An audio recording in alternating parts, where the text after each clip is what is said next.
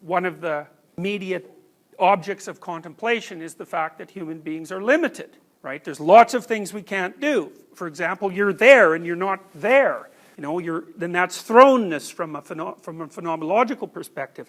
You're just stuck with what you are. You know, you're a certain height, you have certain eye color, you're a certain amount of attractive or not.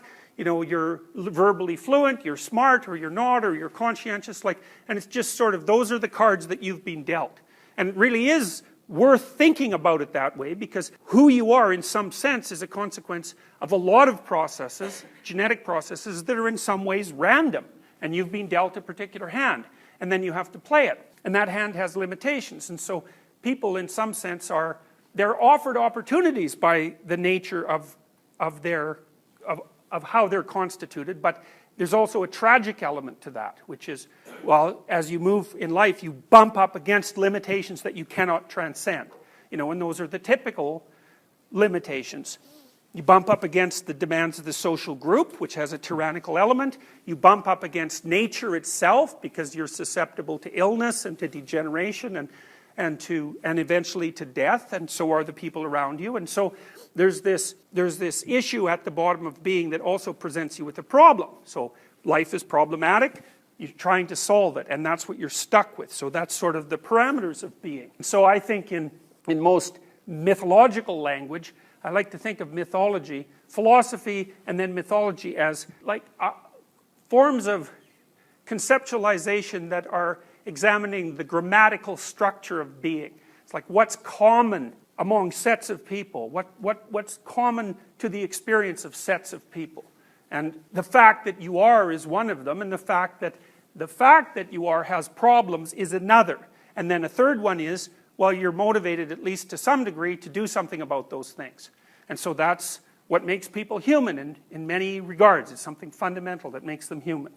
So you can think about that as tragic self-consciousness. It's self-conscious because you know who you are, and it's tragic because you also know where your limitations are, and they're fundamental. And that also sets up another set of motivations, which is, well, is there something we can do about this? Can we limit our vulnerability? Can we extend our scope of power? And how do we do that without causing more trouble than we're solving?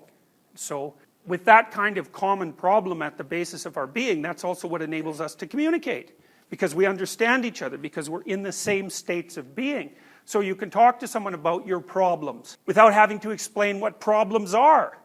Because you can't communicate with people unless there's some things you don't have to communicate about. You need a shared set of assumptions. And one of them is, for example, that you have problems. Another is that maybe you're looking for solutions. Another is that maybe communication about that is helpful. You know, none of those things have to be established before you start communicating, because everyone's already got those presuppositions built right into their understanding. Wherever you are, you have some conception of where you are. That's your current understanding of the world. It's flawed. Just because you're here doesn't mean you understand everything about being here, hopefully because you have low resolution conceptions. You don't know anything about the people around you. As long as they sit down and shut up and act normally, that's no problem, because you can easily ignore them. But they're full of weird potential, and God only knows when that's going to emerge from one of them. But so I'm saying you know where you are, you have a model of what you are, but it's shallow and potentially flawed. And part of the reason that you can get away with that is because there's this implicit agreement among all of us not to do anything that violates general social expectation. And so that's partly how you can get away with the fact that you don't know anything about anyone. It's like, yeah, they're peculiar, like rhinoceroses and ostriches, and God only knows what they're up to. But hopefully they're socialized enough so they don't show you how peculiar they are when you're walking past them on the street in public. And so you can get away with your shallow knowledge. So, and then you have some sense of where you're going. And you know, maybe that's vague. Part of it, it's going to be there whether you have thought it through or not.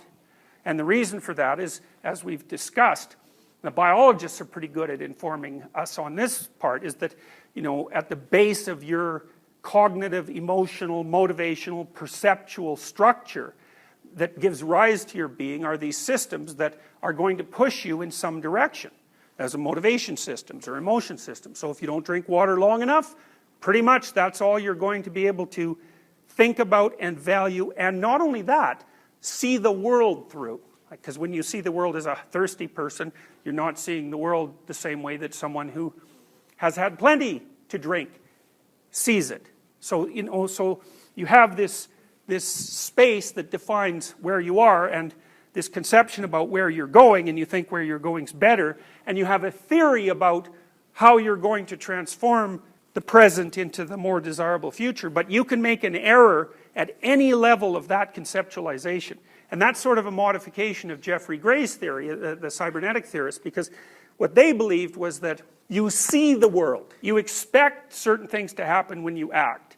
And now and then, when you act, that expectation is violated. And so then you have to reconfigure your behavior or your conception of the future. But that's not quite right, because you don't see the world. You perceive the world through a fog of preconceptions, and in a manner that's impaired because of your tremendous cognitive limitations. And what that means is that when you're wrong, you can be wrong anywhere in that model. You can be wrong because you don't know where you are. You can be wrong because you picked the wrong behaviors to manifest. Or you can be wrong because your conception of where you're going is flawed, in that you're not going to be happy when you get there, or maybe it doesn't even exist. And I think you see this most painfully when you're in a relationship and you're betrayed. Because if you're in a relationship and you're betrayed by someone, then it's pretty damn clear that you didn't know where you were. Now, it's also then clear you don't know where you're going, and also that you probably don't know what you're doing. So that's very painful. But it's in human relationships in particular, I think, that you find out how fragile your conceptions of the present actually are, and that you're not dealing with the world. You're dealing with a very oversimplified and presupposition-based conception of the world. You know, because maybe you think your partner loves you and is trustworthy. And maybe you think all people are trustworthy, you know, because you're naive. And then you find out, well, if that's love, you don't want any of it. And they're not trustworthy. And then what the hell? It's like, well, you don't know where you are. You don't know where you're going. You probably don't know who you are anymore. You certainly don't know who the hell that person is. And because you don't know who they are, or you are, then maybe you don't know who anyone is. And that puts you in a place too. And so one of the things that I've thought for a substantial amount of time is that you can think about that. I'll go back like this. When you're thinking about the structure of the world. And one element of the structure is that there's the place. Those are two serpents, by the way. I just found out about that recently. Two snakes, a very common mythological motif. They represent, this is Tao, right, from the Taoist, from Taoism and from the Taoist thinkers. And Tao basically means something like being, or something like the way, which is like the path of life. And it's more phenomenological than scientific. What it's basically saying is that your experience is composed of two domains, always, necessarily.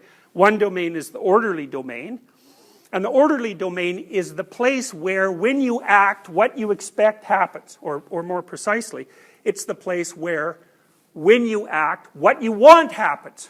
And that's orderly because you understand it well enough so that the snakes don't escape when you walk forward. You know, your limited preconceptions are sufficient so that they map onto the environment as it emerges as you act. That's an orderly place. And fine, that's not a bad place, you know. It's like you want most of your experience to be that kind of place, because otherwise it's just too overwhelming, right?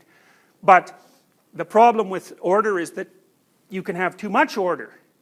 And all the variability of your experience can be pushed out, and then you get bored. So the answer isn't total order, and we've also talked about what happens when the answer becomes total order, right? Because that's the totalitarian solution. And we kind of think that maybe it's grounded in, not only in fear, but also in disgust, or maybe mostly in disgust. And so the opposite of the orderly domain seems to be the chaotic domain. And the chaotic domain is where you are when you don't know where you are.